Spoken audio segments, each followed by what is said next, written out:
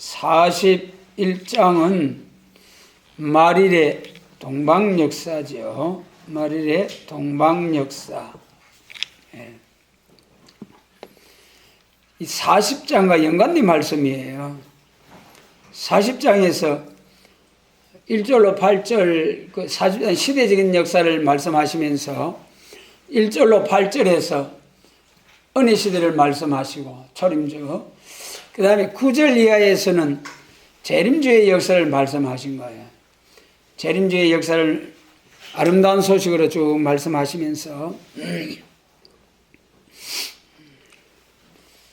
세임받은 종이 나온다. 그리고 40장 31절에서 세임받은 종이 나오면은 세임받은 종은 완전한 인격이라고 그랬죠. 우리 은혜 시대는 성령 충만, 중생의 역사를 통해서 성령 충만 받아가지고 은사의 역사로 쭉 신앙생활을 해 옵니다. 그런데 예수님 재림하실 때는 세임을 받아가지고 영육간에 완전 개조를 받고 세임을 받아가지고 원수 마귀 사단의 세력을 완전히 심판해버리고 그리고 이제 새 시대에 가게 되는 거죠. 그래서 이 40장 31절에서 세임받은 종이 나오면은 41장과 같이 섬들아 내 앞에 잠잠하라, 민족들아 힘을 새롭게 하라 하면서 세계적인 복음운동을 하게 된다. 초림 들어오신 예수님의 그 복음운동은 2000년 걸렸죠. 땅끝까지 이르러 증인이 되라. 예루살렘이 시작한 복음이 온 세상에 전파되기까지 2000년의 세월이 걸렸어요. 그러나 여기 본문에 있는 말씀대로 세임받은 종이 나오면은 그때부터 다니엘서 9장에 7년 환란 중에 13년반에 딱 들어가는 거예요. 13년반에 들어가서 역사하는 것이 계시록 11장 3절 이하에서 1260일 두 정인 건세 받고 나온 종들이 1260일 예언하는 역사가 나오죠. 그렇게 해가지고 41장에서 이제 동방에서부터 쫙 역사가 시작이 된다. 재림주님을 영접할 수 있는 말씀을 선포하는 동방 역사가 시작된다. 그러면 여기 1절에 이 1절 말씀, 1절로 2절 말씀을 보면은 아까 말씀드린 바와 같이 40장하고 연계를 지어서 가르친 말씀이라는 거예요. 세임을 받아서 세계적인 힘을 새롭게 하는 큰 변론을 가지고 동방에서 나와서 변론하는 이 역사 앞에 모든 세상의 세력이 다 굴복하게 되고 다스림을 받게 된다는 그러한 말씀이 41장이죠. 1절 말씀을 다시 보면은 섬들아 내 앞에 잠잠하라, 민족들의 힘을 새롭게 하라. 이건 세계적인 역사를 말씀하신 거예요. 세계적인 역사. 이제는 오늘날까지는 개인 구원으로서 구원하는 일도 심판하는 일도 한 사람씩 한 사람씩 죽고 또 영생으로 들어가고 또 멸망으로 들어가고 그랬잖아요. 근데 예수님 재림하실 때는 단체 구원, 14만 4천이 단체적으로 들림받고 그 순금등대 촛대 교회 아래 입맞은 종들의 인도함을 받고 나오던 그 들림받지 못한 남은 교회들이 계시록 12장 6절과 같이 1260일 들림받고 난 후에 그 남은 교회가 예비한 곳에서 보호와 양육을 받게 된다 그랬어요. 이 말씀은 세계적인 역사다. 그것이 이제 계시록 10장 2절에서는 땅과 바다를 밟고 여호와의 위엄을 인하여 뭐가 같이 외치더라 했습니까? 사자같이 외치더라. 여기서도 이제 우리가 차이점을 아셔야 됩니다. 2000년 동안 사랑과 용서와 화평케 하는 화평의 복음을 전해왔잖아요. 그런데 계시록 10장에서 이제 땅과 바다를 밟고 사자같이 외친다. 이 사자에도 공산당 사자가 계시록 13장 2절, 그 다음에 예수님 사자가 계시록 5장에 이제 사자로서 재림주의 모습. 그 다음에 말세 사명자가 사자라는 게 어디에 있습니까? 미가서 5장, 인생을 의지하지 아니하고, 사람을 의지하지 아니하고, 이슬 단비 같은 은혜를 계속 받는 사람에게 숲을 짐승 중에 사자, 양떼 중에 젊은 사자같이 강하게 해서 원수를 진멸하기를 바라노라. 그런다고 했어요. 이 역사가 이제 여호와의 위엄을 인하여 사자같이 바다에서부터 크게 외치는 역사, 그 말씀하고 같은 말씀이죠. 그래서 이제 잠잠하라 민족들아, 힘을 새롭게 하라. 세임받은 종이 나오면은 세상을 딱 입을 싹 봉해버리고 만드는 거예요. 그 이사 52장이죠. 그 이제 이사 52장이 시온 종말의 영광인데, 처음에 택한 종이 멸시천대 시련의 과정을 거쳐서 처음에는 아이고 세계 통일한다는 사람이 저렇게 되었나, 아이고 불쌍해라. 그런데 갑자기 지렁이가 새 타작기가 되지 벌떡 일어나는데, 세상에 변론을 한대 말이에요.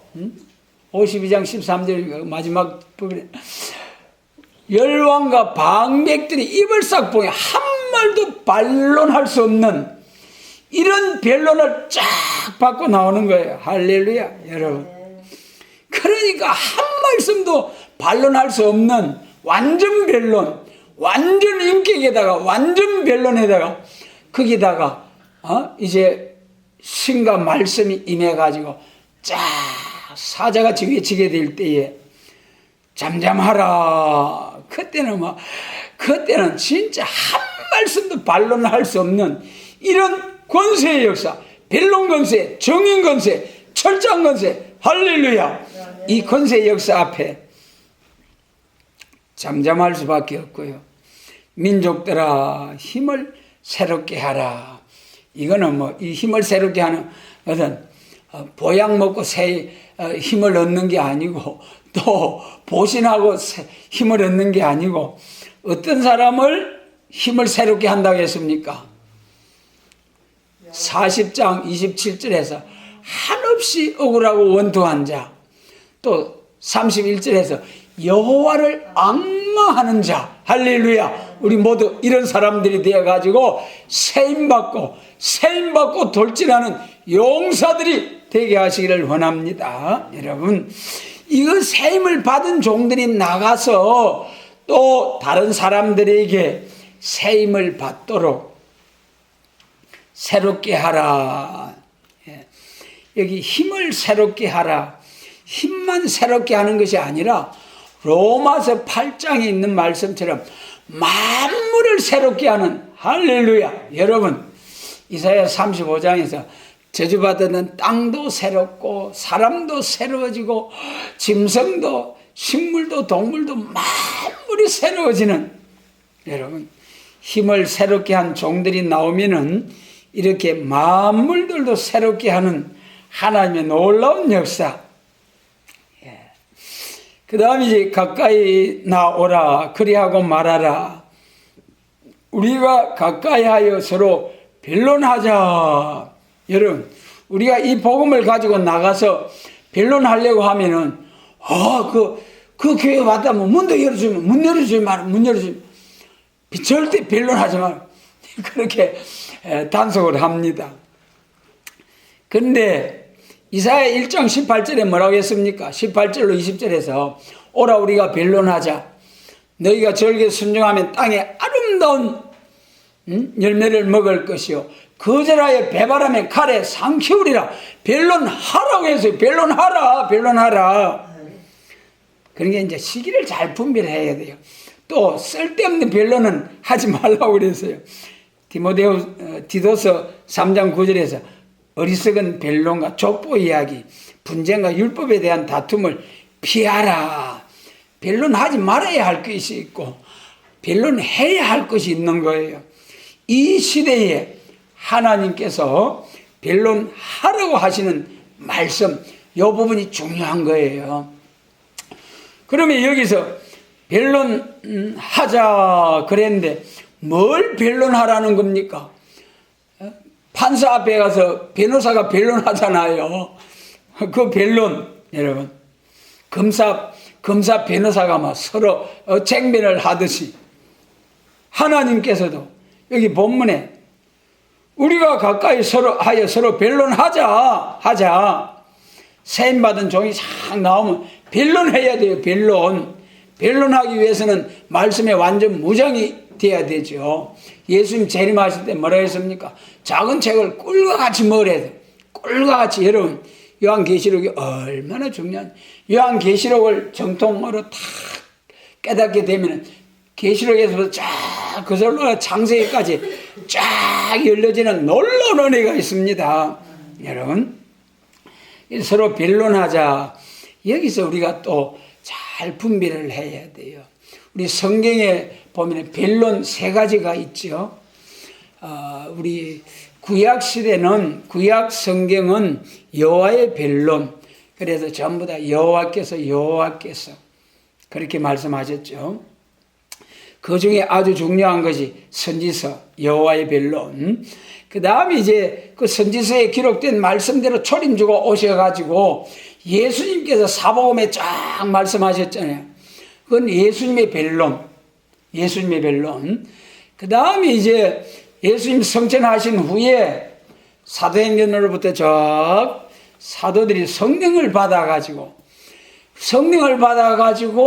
여호와의 변론, 선지서에 기록된, 율법에 기록된, 또 시편에 기록된 이런 말씀대로 성취되었다 하면서 자기가 받은 성령 감동을 받아가지고 깨달은 말씀을 거기다가 더해가지고 증거하고 기록한 것이 편지서, 성령님의 변론.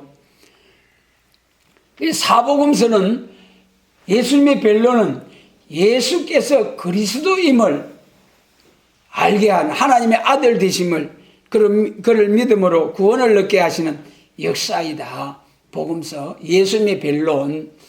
그 다음에 이제 편지서는 예수 믿는 신앙의 도리, 목회의 도리, 목회 서신, 또 이제 고린도 전후서 그런 데 보면은 고린도 교회 얼마나 복잡해가면 시끌벅적한데 바울 사도께서 거기 이렇게 하라 저렇게 하라 이렇게 쭉 말씀하신 것이 편지서. 그래서 이제 여호와의 변론, 예수님의 변론, 성령님의 변론, 성경에. 그런데 여호와의 변론은 말이죠, 구약시대에 메시아 보내주시겠다는 언약의 약속의 말씀이죠. 그것을 선지서, 그 중에 선지서를 이제 하나님께서 주셔가지고 그것을 사도 요한을 통해서 딱 정리를 해서 성경 맨 마지막 끝자락에 딱 붙여놓으셨습니다. 그래도 이 여호와의 변론은 구약시대의 언약의 약속으로 주셨고 그것을 예수님 재림하실 때에 계시록 10장 7절과 같이 7째 천사가 소리내는 날 하나님의 비밀이 그종 선지자들을 내게 전하신 복음과 같이 이루리라 그렇게 하셨죠. 그러니까 예수님 재림하실 때 선지자들에게 전하신 복음과 같이 이룬다는 거예요. 여러분, 계시록은 예수님 성천하신 후에도 한참 한 60여 년의 세월이 지난 후에 기록된 말씀이잖아요. 그런데 왜 선지자들이 전하신 복음과 같이 이룬다고 하셨습니까? 그러니까 선지서는 항상 말씀드립니다마는 선지서 3가지 요점 뭐라고 했습니까? 메시아가 와서 세계적인 복음 확장, 그 다음에 세계적인 복음 확장이 된 후에 교회가 부패할 때에 동방에서 새로운 종과 새로운 교회가 나온다는 거예요.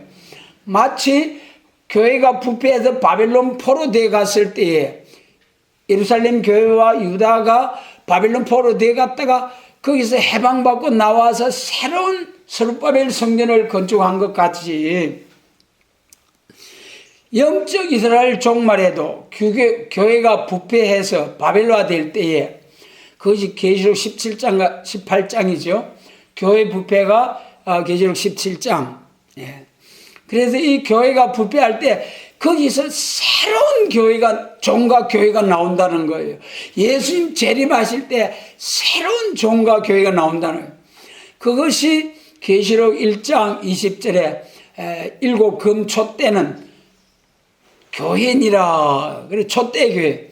스가랴 4장에 순금등대가 훤히 보이는 거예요. 순금등대, 정금등대, 하나도 섞인 것이 없는 정금으로 된 등대, 그것이 교회예요. 정금등대. 정금등대가 있고 좌우에 감람나무가 있어가지고 거기서 금관을 통해서 금기름을 쫙 흘러내려서 정금등대에다 불을 환히 밝히는 역사. 그것이 이제 계시록 11장 3절로 4절에서 뭐라고 했습니까? 촛대는 교회고 거기 두 감람나무는 두 정인이라고 그랬잖아요. 두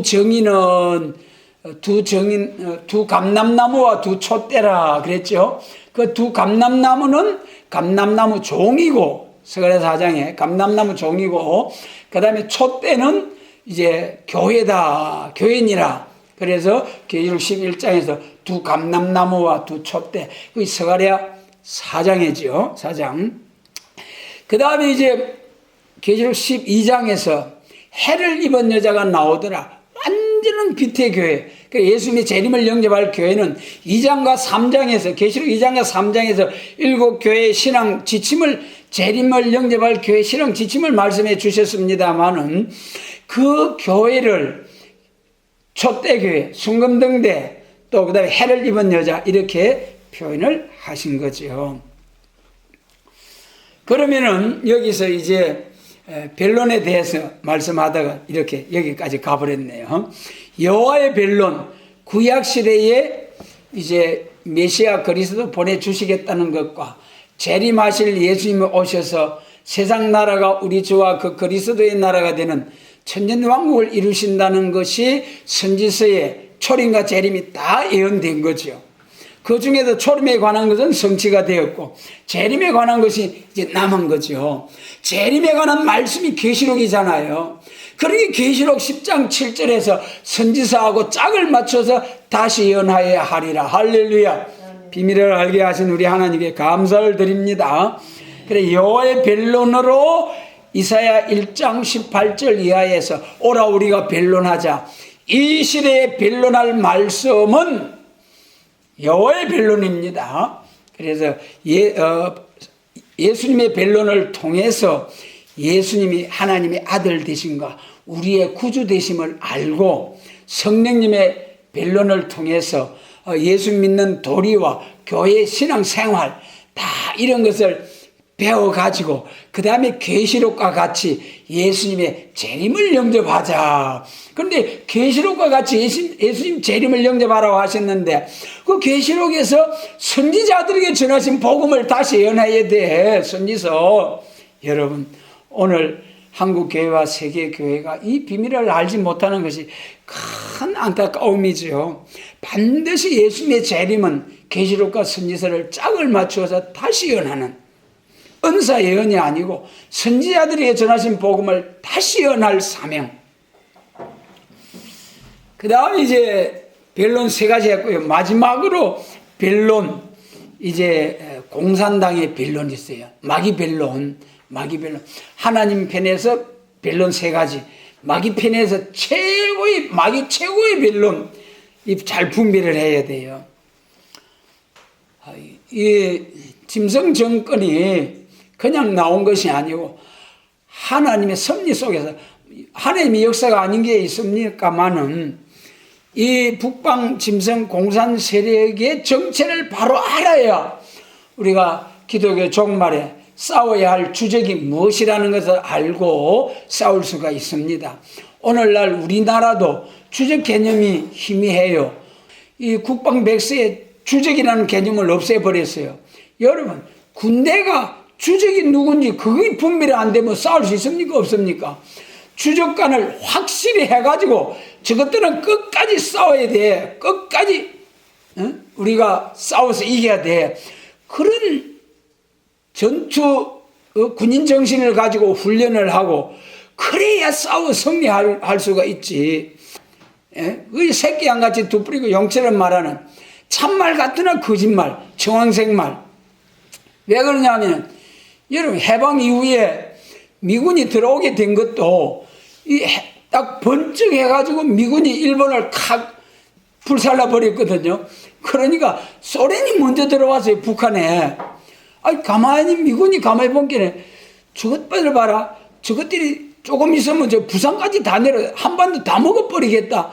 그래가지고 오키나와에 있던 미군을 빨리 보내가지고 너 38선 이하 내려오지 말어. 그래가지고 미군이 온 거예요.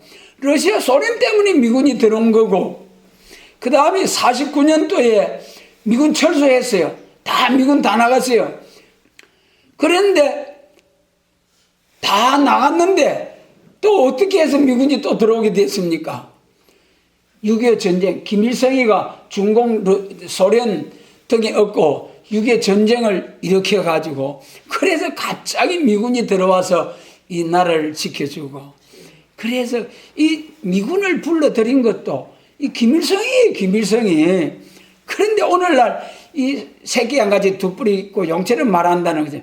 이 뱀, 햇바닥이 두 개잖아요. 참말, 거짓말 섞어가지고 헷갈리고 하는 이런 짐승 정권, 참 용어 전술에 의해서 공산주의 변론에 의해서 완전히 쏘아 넘어가는 거예요.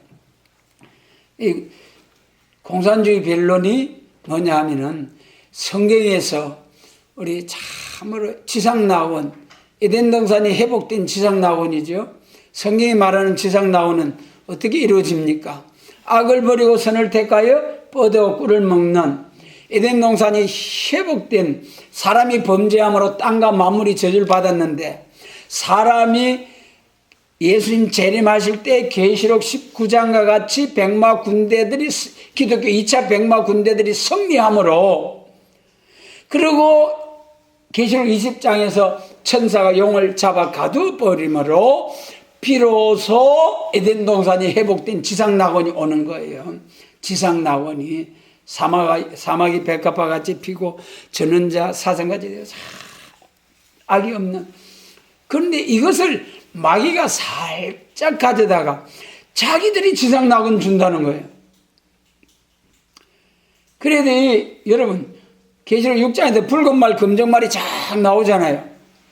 서로 대결하는 냉전 대결 시대가 나오는데,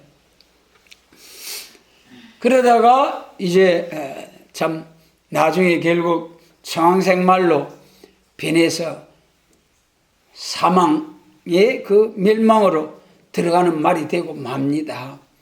공산주의와 자본주의, 이것이 잘 분별이 돼야 되는데, 공산주의는 철저한 사상 체계가 있어요. 우리가 이 조직신학에서 7대법과 구속론의 7시대가 있어가지고 알파와 오메가이신 하나님께서 이 정하신 말씀대로 한 채 오차 없이 역사해 가시는 하나님이시다. 이걸 우리가 믿잖아요. 이걸 믿기 때문에 순교하기까지 이 복음을 가지고 싸웠어요.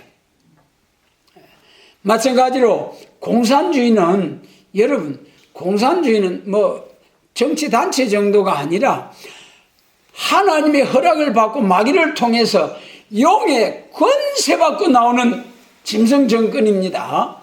계시록 13장이죠. 계시록 13장. 이제 바다에서 한 짐승이 나와가지고 용으로부터 권세를 받아가지고 나온다. 그게 짐승 정권이에요. 그리고 그러니까 이 공산 사상, 무신론 공산주의는 철저한 사상 체계가 있다. 그것이 항상 말씀드립니다만은 원시 공산사회, 그 다음에 노예사회 봉건주의, 그 다음에 자본주의, 프롤레타리아 독재주의, 사회주의, 그 다음에 이상적인 지상낙원. 이거는요, 우리가 새시대를 믿듯이, 천년왕국과 천국을 믿듯이 이거는 뭐 공산주의 저들은 죽기 살기로 믿게 되는 거예요. 영의 귀신의 영을 받아가지고 나오는 거기 때문에. 그런데 우리 자본주의는 어떻습니까? 그런 사상이 없고 그냥 정부에서 정한 법대로 세금만 잘 내고 부지런히 벌어가지고 마음껏 잘 먹고 잘 살자. 자유민주주의, 자본주의가 공산주의보다 훨씬 낫죠. 그러나 문제가 뭐냐 하면은 자유민주주의 문제가 뭡니까? 다수결의 원칙에 의해서 모든 것이 의사결정이 된다.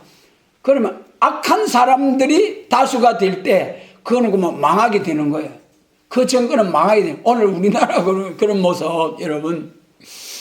그 다음에 또 이제 자본주의의 문제점이 뭐냐 하면은 봉건주의가 무너지고 봉건주의에서 왕조시대에서 이제 자본주의로 쭉 넘어오면서 기계공업 이제 이런 것이 발달해가지고 자본가가 더 많은 자본을 가질 수 있는 빈부격차가 심해질 수 있는 부지런히 노력해가지고 자본을 축적해가지고 그걸 어떻게 쓰느냐에 따라서 자본주의가 문제가 되느냐 복이 되느냐 그거예요. 열심으로 자본을 모아가지고 선한 일에 힘쓰고 성경에 기록된 말씀대로 잘 물질을 쓰게 되면은 영원한 상급이 되잖아요. 영원한 상급. 그러나 그 부지런히 모으고 쌓은 자본을 가지고 무엇이든지 할 수 있다. 거기까지 들어가면은 이제 망할 사람이 되는 거죠. 망할 징조가 그때부터. 그러니까 자본을 쭉 모아가지고 부지런히 자본을 모아가지고 하나님의 영광을 위해서 섬기는 일에 잘 하나님의 뜻대로 잘 사용하면은 참 멸류관의 보석 영원한 상급이 되죠. 그런데 이 자본을 모으고 쌓아가지고 무슨 일이든지 할 수 있다. 죄 짓는 것까지 뭐 여러분 참으로 이제 그런 지경까지 들어가면은 자본주의가 해가 되는 거죠. 그래서 자본주의도 자유민주주의도 전부 다 마귀가 틈탈 수 있는 거예요. 그런데 오늘날 이 나라가 자유민주주의, 자본주의를 지키려고 얼마나 노력을 하고 있습니까? 결국은 자본주의, 공산주의 다 같이 공산주의는 기계 잘 만들어 전부 다 기계로 일하게 해가지고 다 같이 공평하게 나눠가지고 잘 먹고 잘 사는 지상낙원이 온다. 그거고 자본주의는 이제 부지런히 돈 모아가지고 이제 잘 먹고 잘 살겠다는 전부 다 자본주의나 공산주의나 다 같이 잘 먹고 잘 살겠다는 거예요. 예. 그 다음에 이제 우리 신본주의. 그러니까 자본주의도 공산주의도 자유민주주의도 이거 다 문제가 있다는 거예요. 그러니까 가장 이상적인 것은 신본주의, 선지국가. 신본주의가 선지국가죠. 구약시대에 왕과 선지자가 합해서 다스리는 나라. 다윗 왕국이 그거잖아요. 나단 선지자가 왕이여 당신이 그 사람이라. 그러니까 왕이고 막 그 앞에 어이구 하나님 내 잘못했습니다. 참으로 눈물이 침상을 적실 정도로 회개하는 이렇게 왕과 선지자가 합해서 다스리는 왕이 선지자의 말을 듣고 백성을 다스리는 이러한 이상적인 선지국가.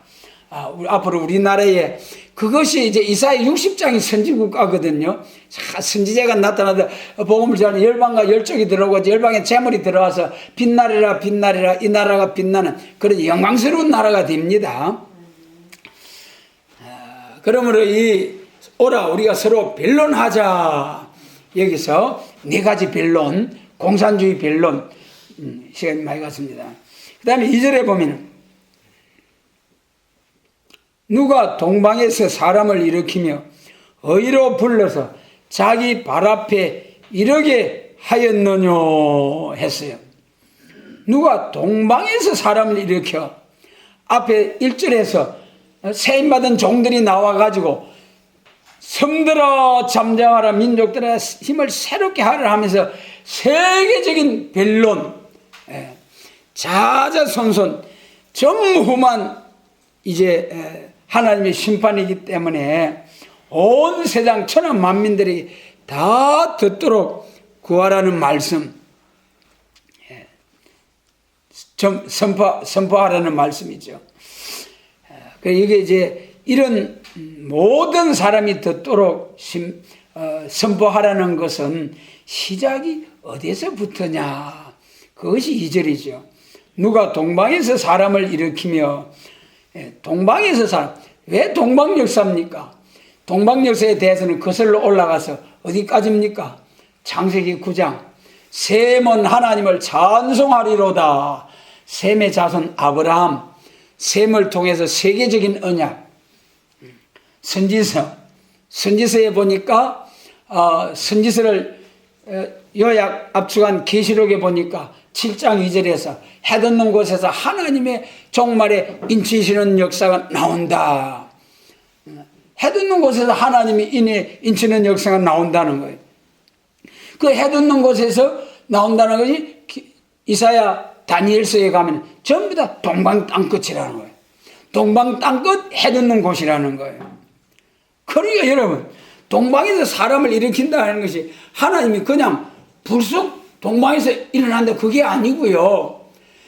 창세기로부터 쫙 내려오는 대로 그대로 그 신앙의 줄기를 따라서, 그래서 동방에서 사람을 일으키는 동방역사라. 여러분, 동방역사, 아이고, 동방 땅끝 우리나라에서 큰 하나님의 영광이 드러납니다요. 그러면 아이고, 동방이 우리나라만 있나? 나라마다 동쪽이 있고 동쪽 끝이 있고 다 그렇지. 하필이 왜 우리나라만 동방 땅끝이가? 그렇게 여러분, 여러분 참으로 참 말씀을 통해서 가만히 생각하면 동방 땅끝이지요. 동방 바다에서부터지요.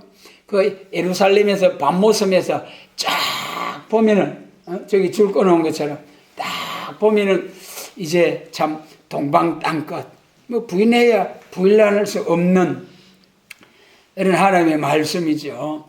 그래 참으로 우리나라가 복받은 나라, 참으로 우리나라에서 태어나게 하심을 감사합니다. 이 복음으로 만남을 허락해 주신 하나님께 감사드립니다. 여러분, 우리 나고 죽고 하는 것이 전부 다 하나님의 장중에 있잖아요. 내가 여기서 태어나고 싶어 태어났습니까? 50km 북쪽에서만 가도 태어나시면 어찌 될 뻔했습니까, 여러분?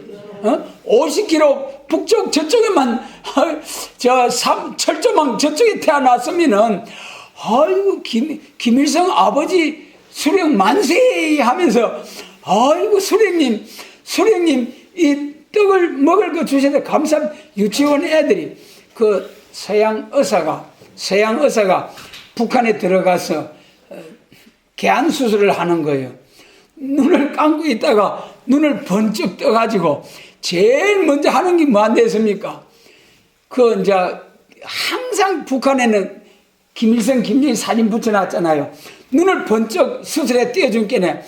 김일성이 김정일 사진 보고 아이고 감사합니다 하면서 거기 가지고 아버지 수령이 눈뜨게 해줬다고. 의사한테 감사해야지. 우리 그리스도인들은 하나님께 의사를 통해서 눈뜨게 해주신 하나님 은혜 감사합니다. 의사 선생님 감사합니다. 그래야 하잖아요. 그런데 여러분, 이거 어떻게 남북의 비교를 다 말로 할 수 있겠습니까? 동방에서 사람을 일으킨다는 것, 분명히 동방 땅끝 여호와의 산에서 야곱의 돌을 아름다운 소식을 선포한다는 분명한 말씀이죠. 그 다음에 어이로 불러서 자기 발 앞에 이르게 하였느냐. 여러분, 나의 나됨은 주님의 은혜로라. 저는 바울의 그 고백이 얼마나 감사한지요. 얼마나 감사한지요. 여러분, 정말 우리 다 같이 바울의 그 고백처럼 나의 나됨은 주님의 은혜일 뿐입니다. 여기 의로 불러서 자기 발 앞에 이르게 하였느뇨. 하나님, 요한복음 15장에서 뭐라고 했습니까? 15장 16절에서 너희가 나를 택한 것이 아니고 내가 너희를 택하여 세웠나니 그러셨어요. 가서 열매를 맺게 하려고. 너희가 나를 택, 내가 너희를 택했다. 언제부터? 야, 요거 하나님의 선택의 은혜 우리가 한번 복습하려고 하면 또 시간 좀 갑니다만은 로마서 8장에서 미리 아시고 정하시고 부르시고 어렵다 하시고 영화롭게 하셨느니라. 할렐루야. 에베소서 2장에서 죄와 허물로 죽은 너희를 예수 그리스도의 십자가로 이제 구원을 주시고 또 하나님 보좌 우편에 앉히셨느니라. 하나님이 그걸 보고 기뻐하시는 거예요. 오늘 우리는 낮고 천한 우리들이 이 땅에 있는데 세상에 2000년 전에 돌아가신 예수님, 그 예수님과 함께 죽고 살고 그 예수님과 함께 보좌 우편에 앉아 계시다. 여러분 지금 여기 있지만은 시간이 가면은 하나님이 정하신 뜻대로 보좌 우편에 예수님과 함께 앉게 되는 그날이 오게 됩니다. 여러분, 그래서 여러분 참 하나님 돼가지고 그것이 이제 구체적으로 우리 한 사람이 개인적으로 태어날 때에 이제 시편에서 행질이 이루기 전에 복중에 짓기 전에 복중에서부터 예레미야 1장에서 복중에 짓기 전에부터 내가 너를 택했다. 이사야 49장에서는 복중에 태어서 남으로부터 내가 너를 택했다. 그리고 이제 이사야 43장에서 내가 너를 지명하여 불렀다. 그래서 야곱으로 창조했는데 뭘로 개조한다 그랬습니까? 이스라엘로 창조한다 그랬죠. 이사야 43장에서 말이죠. 야곱아 내가 너를 창조하였고 이스라엘아 너를 조성하신 자가. 여기 우리는 전부 다 야곱과 같이 하나님의 복을 받아야 할 사람, 욕심쟁이로 태어났어요. 그런데 이스라엘로 싹 개조를 받아야 돼. 야곱이 이름이 이스라엘이죠. 그 12아들들의 이름으로 세워진 나라가 이스라엘이죠. 오늘 또 예수님을 통해서 하나님의 자녀된 백성들이 영적 이스라엘이죠. 그 다음에 마지막 이스라엘, 할렐루야. 계시록 7장 2절 하나님의 입맞은 이스라엘. 여러분 이 이사야 43장 이스라엘아 너를 조성하신 자가 이제 말씀하시느니라. 지명하여 부르셔가지고 그 2절 3절 같이 물 가운데로 불 가운데로 지나도 사람을 당하지 없고 침몰치 아니하는 이런 신의 사람으로 개조시켜가지고 이거 다 예표를 보내줬잖아요. 홍해바다 또 다니엘의 세 친구의 불목 가운데서 절대로 사람을 당하여 침몰치 아니하는 이런 신의 사람으로 만들어 쓰시겠다는 거예요. 이런 사명자로 쓰임을 받기 위해서는 마지막 하나님의 선택, 이사야 48장에서 고난의 풀물을 통과할 때에 거기서 마지막 시험 합격. 여러분 우리 고난을 두려워 마시기 바랍니다. 절대로 고난을 통해서 우리에게 큰 복을 주시려고 여러분 고난을 통과한 후에 딱 인정을 해서 복을 받게 됩니다. 우리가 이게 의로 불러서 전부 하나님이 하시는 거예요. 우리는 순종만 해. 순종만 하면 되는 거예요. 의로 불러서 자기 발 앞에 이르게 하였느뇨. 열국으로 그 앞에 굴복해 하며 그들로 그로 왕들을 치리하게 하되. 이게 누굽니까?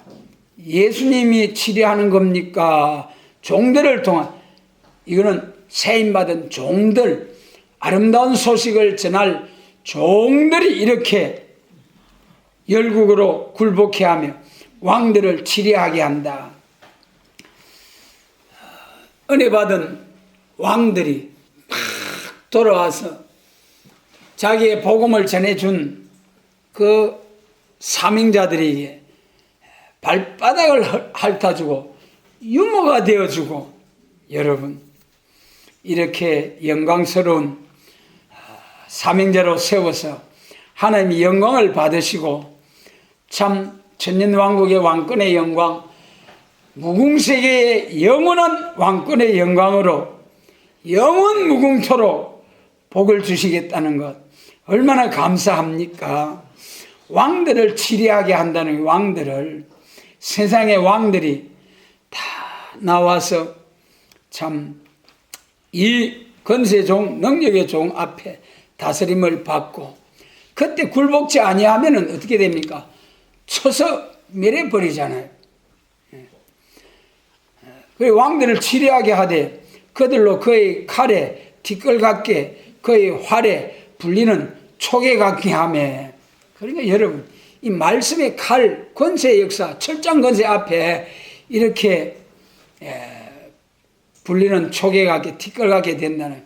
그런데 이 자녀 권세 받은 은사 역사, 천국 복음 가지고 이 허락받고 나온 짐승 정권 개울자들 아무리 때리고 치고 해도 절대로 이길 수가 없습니다.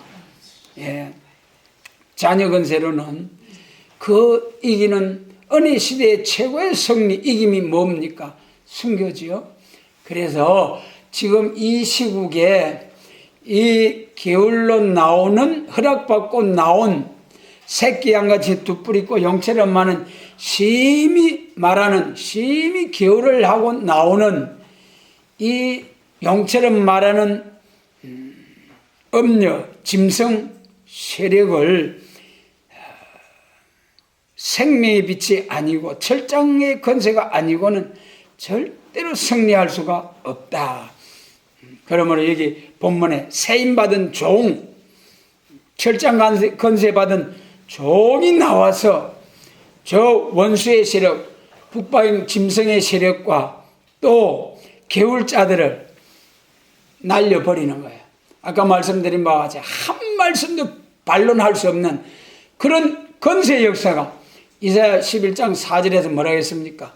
입에서 불이 나서 악인을 소멸하고, 누구든지 저희를 해코자 하면은 저희 입에서 불이 나서 원수를 소멸하는 권세 역사. 이거는 문자적입니다. 예. 입에서 불이 나서, 그것이 이제 엘리야가 주여 하니까 하나님이 그 기도를 들으시고 불을 내려가지고 확 살려버렸잖아요. 그와 같이 여기 동방에서 일으키는 하나님의 종들의 권세 역사 앞에 원수가 굴복된다. 다음 3절로 4절 5절 말씀 같이 읽겠습니다.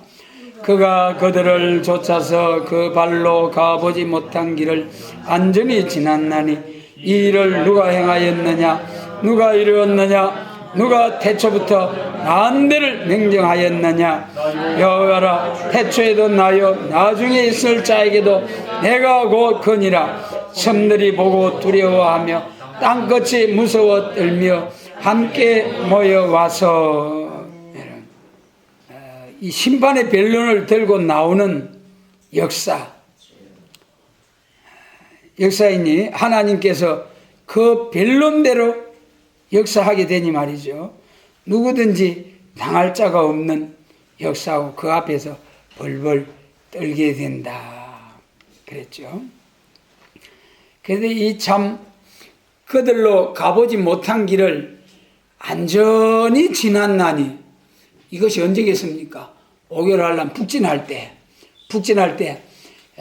5개월 환란, 1300년 중에 5개월 환란 전에까지는 우리 자유민주주의 국가 신앙의 자유가 보장된 나라들이 다니면서 다 복음을 전하고, 그 다음에 마지막 북방 환란이 올 때 북진해 들어갈 때에, 그때 그가 그들을 쫓아서 그 발로 가보지 못한 길을 안전히 지난다. 그래 북방에 들어가서 지하교회에서 참으로 숨도 못 쉬고 숨죽여 가면서 주님을 찾는 그런 백성들 다 찾아내서 새 시대로 인도하는 열매 맺는 역사.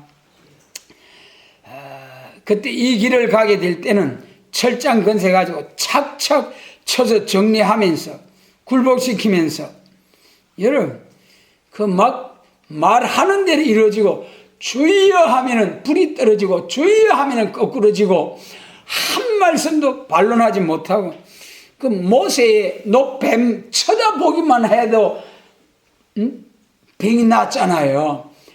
그때 앞으로 북진할 때 이 성리의 기호만 들고 가면 이 기호만 봐도 도망가고 택한 자들은 막 나와서 할렐루야 환영하고 그 말씀입니다.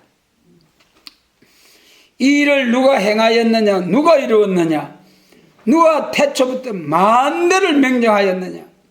이사야 25장 1절에서 옛적에 정하신 뜻대로 성실과 진실함으로 행하시는 하나님이시다. 참 이사야 25장 그 옛적에 정하신 뜻대로 성실과 진실함으로 행하시는 하나님은 절대로 진실하기 때문에 우리도 진실해야 돼요. 그래야 이 마지막 사명자로서 세움을 받고 합니다. 거짓이라는 건 조금도 있으면 안 돼요. 절대 정직, 절대 진실.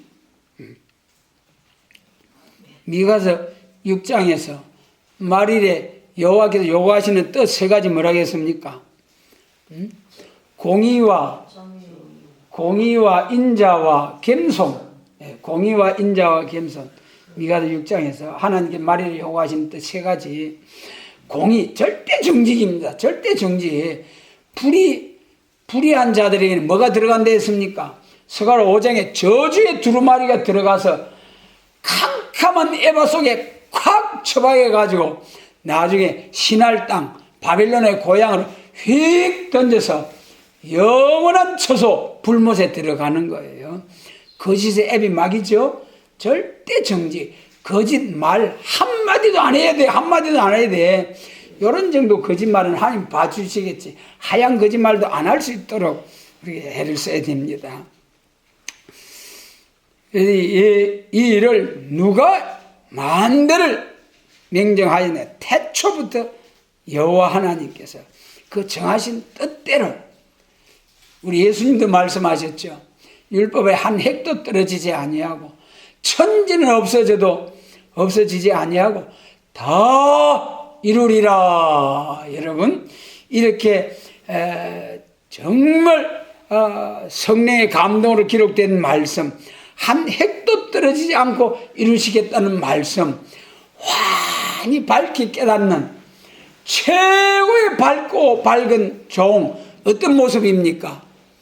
얼굴이 해와 같이 빛나는 종. 할렐루야. 계시록 10장 1절.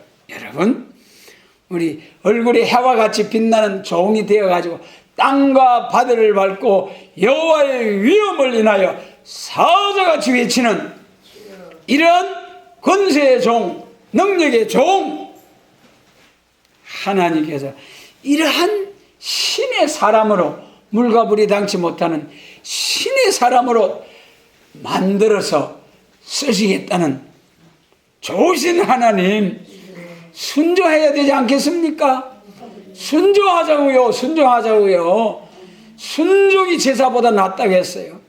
아무리 예배드리고 아무리 읽고 듣고 해도 지키지 아니하면은 꽝꽝 헛방. 여러분 정말 우리는 지극히 작은 거짓말 하나도 하지 않기 위해서 벌벌 떨고 손해보고 절대 정직, 그리고 말씀을 지켜 순종할 만 주시기를 항상 간구해야 할 것입니다. 태초부터 만대를 명령하였는 나 여호와요 태초에 나요 나중에 있을 자 내가 곧 그니라. 여러분 알파 오메가이신 하나님. 우상 숭배하는 자들, 너 우상 숭배하는 그 우상한테 가서 장례사를 한번 말하라고 해봐라. 하나님이 그렇게 조롱하면서 말씀하셨잖아요. 너 섬기는 우상한테 가서 장례사를, 미래사를 한번 말하라고 해봐라. 여러분, 그래서 참 이 하나님께서 앞으로 될 일을 쫙 알파 오메가 말씀하신 하나님. 5절 섬들이 보고 두려워하며 땅끝이 무서워 떨며 함께 모여온다. 이야, 이 세임받은 종들이 나가서 동방에서부터 여호와의 변론으로 쫙 변론할 때에 이사야 60장과 같이 저 비둘기 같이 저 다시스의 배들과 같이 막 나오는 자들이 누구냐? 할렐루야. 내 아들 딸들을 어깨에 메고 막 나. 그때 내가 내 집을 영화롭게 하리라. 그때는 영화롭게 될 줄 믿습니다. 지금은 우리가 학교에서 2장에 아이고 너희가 봐도 보잘것없지 아니하냐. 미가서 4장에 아이고 더럽게 됐다. 더럽게 됐다. 저것들이 세계 통일한다 하더만 더럽게 됐다. 낙심하지 말자고요. 낙심하지 말고요. 새날이 옵니다. 새 아침이 옵니다. 무서워 떨며 함께 모여와서 막 이제 모으고 싸워주고 할 때에 나의 집을 영화롭게 하리라. 내 종을 영화롭게 하리라. 나의 발둘 곳을 영화롭게 하리라. 할렐루야. 빛나리라 빛나리라. 선지국가로 예비하신 이 나라가 빛나는 나라가 되는 날이 옵니다. 여러분 6절로 7절 말씀입니다. 각기 이웃을 도우며 그 형제에게 이르기를 너는 담대하라 하고 목공은 금장색을 장례하며 마치로 고르게 하는 자는 매질꾼을 장례하며 가로되 땜이 잘 된다 한 못을 단단히 박아 우상으로 흔들리지 않게 하는도다. 이렇게 동방에서 역사가 일어나기 시작할 때에 그때 마귀편에서도 강하게 일어나는 상실험이잖아요. 상실험. 인류 종말의 선과 악의 최후의 선악 대중전이잖아요. 그렇게 대적의 세력도 땜이 잘 된다. 우리가 이겼다. 우리가 이긴다. 그러니까 지금 이기는 것처럼 보이는 거예요. 왜 그렇습니까? 이사야 10장에서 아수르의 몽둥이를 들어서 뭐라고 했습니까? 하나님이 아수르를 몽둥이로 삼아서 한 나라를 치게 하겠다. 그 나라가 무슨 나라입니까? 구약시대 사마리아가 아수르한테 몽둥이를 맞아가서 나라가 없어져 버렸어요. 그럼 아수르가 그 여세를 몰아서 유다까지 내려와가지고 예루살렘을 또 한 방 치려고 했거든요. 한 방 치려고 했거든요. 그러니까 그때는 하나님이 이제 히스기야 왕과 이사야 선지자의 합심 기도를 들으시고 그게 선지국가예요.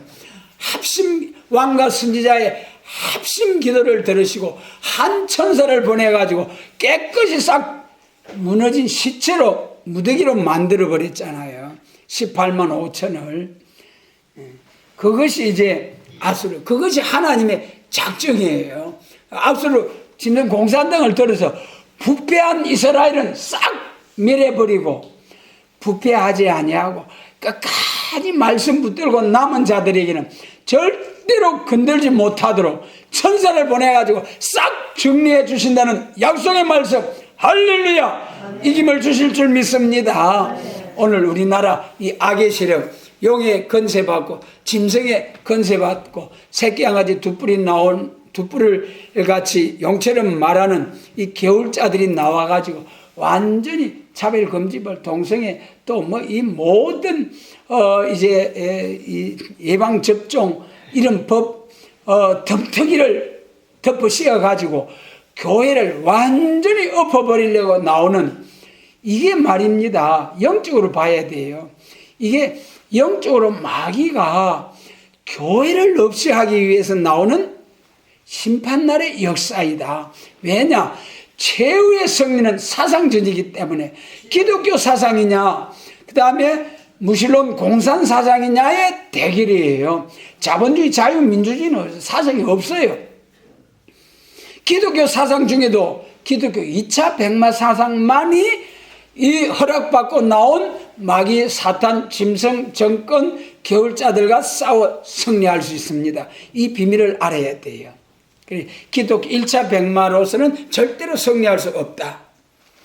여기서 7절로 9절은 마기편에서도 이제 마지막 최후의 전쟁이기 때문에 아마겟돈 전쟁을 통해서 선과 악 최후의 전쟁 딱 전쟁 끝나고 그 다음에 새 시대가 온다.